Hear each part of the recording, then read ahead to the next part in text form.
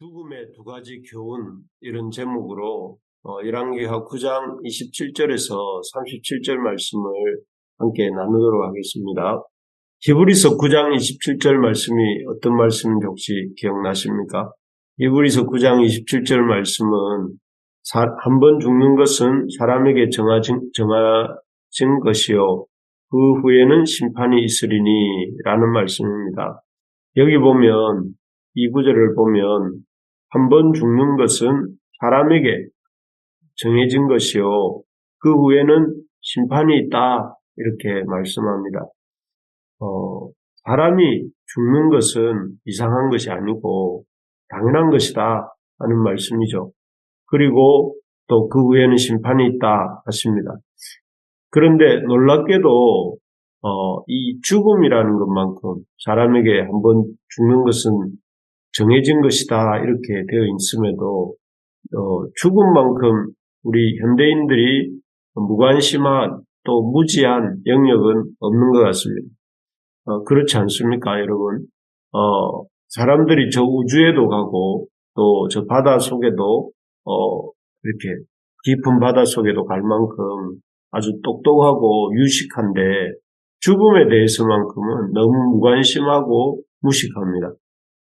하지만 성경은 오늘 본문은 특히 죽음에 대해서 너무나 분명하게 우리에게 알려주고 계십니다.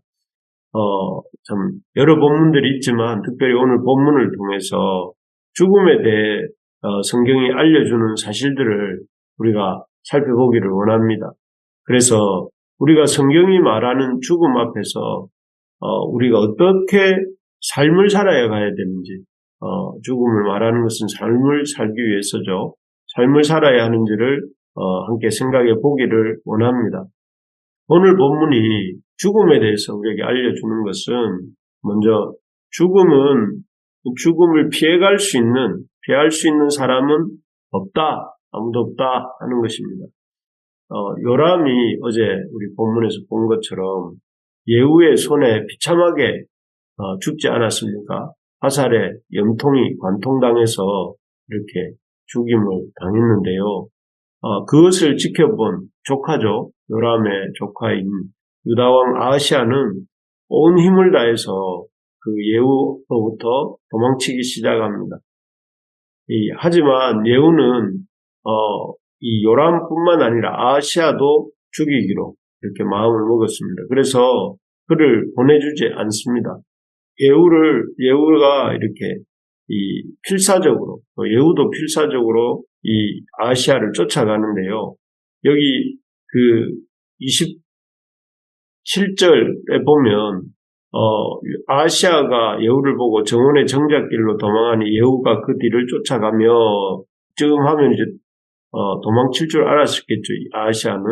그런데 예후는 놓아줄 마음이 없어서 그도 병거 가운데서 죽이라 하고 모아들을 계속 추격을 시킵니다. 그러니까 이블랑 가까운 구르 비탈에서 공격을 받습니다. 그래서 이 아하시아가 큰 상처를 입었고, 그래서 그 북서쪽이라고 할 수 있는 무깃도, 원래는 유다는 그 아래 남쪽인데 남쪽으로 가야 되는데 군사가 막으니까 또 공격을 당한 상처 입은 몸을 이끌고 아하시아가 무깃도까지 도망해 가서 자기 나라와 정반대쪽이죠. 도망하여 가서 거기서 이제 죽게 되는 것이 이렇게 27절에 이렇게 설명되고 있습니다. 그래서 자기 살려고 도망치고 또 공격당했지만 또 도망치고, 그래서 참 고국으로 돌아가려고 했지만 막히니까 그 고국과 반대 방향으로 도망을 가서 또 이렇게 한번 살아보려고 몸부림치다가 결국 거기서 죽었다는 이야기입니다. 참 이 유다의 왕이었죠. 아하시아는 유다의 왕이었고 아합의 딸과 결혼을 했고, 그리고 이때 나이는, 죽임 당할 때 나이는 23살이었습니다. 너무나 젊은 나이였죠. 그리고 방금 보신 것처럼 어떻게든 살겠다고 그렇게 몸부림을 쳤습니다. 왕이고 젊고 또 살고자 하는 의지가 있었음에도 결국 이 아하시아는 죽음을 피하지 못하고 결국 죽게 되는 모습입니다. 아마 자신도 자신이 이렇게 죽게 될 것이라고는 꿈에도 생각지 못했을 것입니다. 그렇습니다. 죽음은 누구에게나 예외 없이 반드시 찾아오는 것입니다. 내가 피하고 싶다고 해도 아무리 피해가고 싶어도 피해갈 수 없는 것이고 또 그렇기 때문에 아시아에게도 복신 것처럼 찾아왔고 또 우리에게도 나는 아닐 거야. 나는 다른 사람은 몰라도 나는 아닐 거야 라고 생각할지 몰라도 예외가 없습니다. 그래서 우리가 죽음 앞에서 가져야 될 태도가 무엇인가 하면 이 다가올 죽음을 준비해야 된다는 것입니다. 그리고 아까 시작하면서 읽었던 히브리서 9장 27절 말씀처럼 죽는 것은 정해진 것이고 그 후에 심판이 있다 이렇게 말씀하셨는데 심판을 생각하면서 우리에게 생명을 주신 이가 하나님이시잖아요.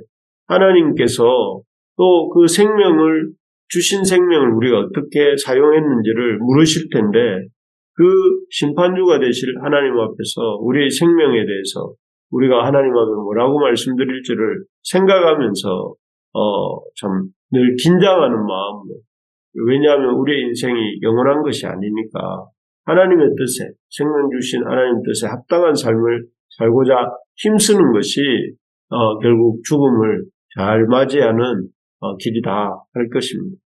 둘째로 이런 죽음에는 귀한 죽음이 있고 또 그렇지 못한 죽음도 있다 하는 것입니다. 첫째는 죽음을 피할 수 있는 사람이 없다는 것이고 죽음에는 두 번째로는 귀한 죽음도 있고 그렇지 못한 죽음도 있다 하는 것입니다. 아시아를 죽인 예후가 한다름에 이스라엘로 옵니다. 무기토에서 그 아시아를 죽게 했죠. 그리고 아주 그로부터 또 동남쪽으로 이렇게 내려와서 이스라엘로 돌아옵니다. 이스라엘에 와서 아합의 아내이자 요람의 어머니인 이세벨을 맞닥뜨립니다. 그런데 놀라운 것은 이 이세벨의 태도입니다. 이세벨은 자기를 죽이러 온 그 예후에 대해서 아무런 방비를 하지 않고 있습니다. 자기를 죽이러 오는 예후를 보면서도 도망가기는커녕 얼굴 화장을 하고 있고 눈썹을 그리면서 예후가 자기 성 바로 밑에 도달할 때까지 그렇게 여유를 부리고 있었고 도달했을 때는 예후를 향하여 주인을 죽인 너 시무리여 라고 하면서 오히려 아주 여유만만하게 이 예후를 비웃기까지 합니다.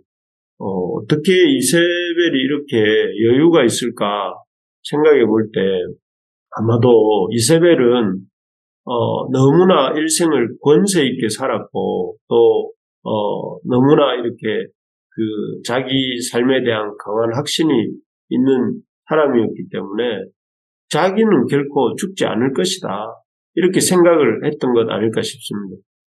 정말 모든 사람들의 공통점이 다른 사람은 다 죽어도 나는 죽지 않는다 라고 생각하는 마음이 있는 것 같습니다. 그래서 참 이 예후가 옴에도 불구하고 자기의 죽음을 예감하지 못하고 오히려 당당하게 예후를 맞이하고 있는 그런 이세벨의 모습이 아닐까 싶습니다. 참 이렇게 죽음 앞에서도 당당한 이세벨과 그의 그 옆에 있는 신하들을 향해서 예후는 이렇게 외칩니다. 내 편이 될 자가 누구냐 이렇게 외치죠. 이 예후의 외침을 듣고 이세벨의 옆에 있던 몇몇 신하들이 환관이라고 되어 있는데 신하들이 이세벨을 배반하고 예후의 편에 붙습니다. 그래서 이 이세벨이라고 하는 이 여인을 성 위에서 성 밑으로 내려서 던져버립니다. 그 충격으로 이세벨은 높은 성위에서 떨어져서 즉사하고 맙니다. 그리고 이런 이세벨의 시신을 들개들이 물어 뜯어서 나중에는 머리 해골과 손과 발만 나중에 찾았을 때 남아 있게 됩니다. 그 결과 이제 이 이세벨이라고 하는 여인은 한 나라의 왕비였지만 참 시신조차 수습하지 못하고 그 최후를 맞이하게 된 것이죠. 참 비참한 최후가 아닐 수 없습니다. 참 이처럼 아무도 이렇게 편들어주지 않는 쓸쓸하고 아주 외롭고 비참한 죽음이 있습니다. 살아있는 동안에는 엄청난 참 권세를 누리는 것 같고 수많은 사람들이 참 떠받드는 것 같고 또 참 자기 말 한마디에 세상이 움직이는 것 같았지만 그러나 참 이 마지막 최후에는 그 누구도 돌아보지 않고 슬퍼하지 않고 또 그 마지막 순간도 이렇게 비참한 그런 죽음이 있습니다. 그래서 참 그런 죽음의 길로 가는 사람들이 대부분이죠. 하지만 우리가 알듯이 믿음으로 하나님을 섬기던 성도들의 죽음은 그렇지 않습니다. 하나님께서 그 죽음을 귀중하게 보신다고 말씀하십니다. 예를 들면 우리가 최근에 보았던 스데반이 그렇지 않습니까? 스데반은 예수 그리스도가 참 구약이 약속한 바로 그 메시아 그리스도다 하는 것을 증거했습니다. 그 결과 그는 순교하게 되죠. 유대인들의 극도의 미움을 받게 되고 순교할 때에 참 돌에 맞아 죽게 되는데 참 비참하고 쓸쓸해 보입니다. 그런데 성경은 뭐라고 하느냐면 그가 죽음에 임박했을 때에 하늘이 열리고 하나님의 보좌 우편에서 예수님이 일어서 계시는 것을 보여줍니다. 예수님의 일어서신 이유는 이 스데반을 맞이하고 스데반을 힘주시기 위함이었죠. 그리고 참 그런 예수님, 하나님 우편에 앉아 계신 인자이신 예수님을 봄으로 스데반은 죽을 때 그 얼굴이 천사와 같다는 표현을 합니다. 이것이 성도의 마지막입니다. 그래서 성도의 죽음은 하나님이 귀중히 보시는 죽음이요, 하나님이 기뻐하시고 축복하시는 죽음이요, 또 참 두고두고 그 죽음을 얘기할 때에 사람들이 복되다고 말하는 그런 죽음입니다. 구약에 나오는 엘리야도 그렇습니다. 얼마 전에 보았던 그의 죽음은 그 죽음이라는 것이 얼마나 영광스러운지를 보여줍니다. 불말과 불병거로 참 승천하는. 그래서 우리가 참 죽음이라는 것이 영광으로 들어가는 것이다 하는 것을 우리에게 보여준 죽음이 그의 죽음입니다. 그래서 이 믿는 자들의 죽음은 귀중한 죽음이요, 영광스러운 죽음이요, 또 쓸쓸한 것이 아니라 아주 복된 그런 죽음이 이 믿는 자들의 죽음인 것입니다. 바라는 것은 우리 부르심의 가족들의 모두가 이 스데반이나 엘리야처럼 하나님이 귀중히 보시는 그런 성도로서 살다가 또 마지막에는 참 하나님의 영광 중에 하나님의 영광의 천사들과 함께 들어가게 되기를 또 그리고 이 주님의 환대 가운데 복된 죽음으로 우리가 주님 앞에 서게 되기를 간절히 소원하고 또 축복합니다. 말씀을 맺겠습니다. 우리가 죽음에 대해 알아야 할 것들을 살펴보았습니다. 그것은 무엇보다도 예외 없이 우리가 죽는다 하는 것이고 그 후에는 하나님의 심판이 있다 하는 것입니다. 그렇기 때문에 우리는 죽음과 죽음 이후에 있을 하나님의 심판을 준비하며 살아야 되겠습니다.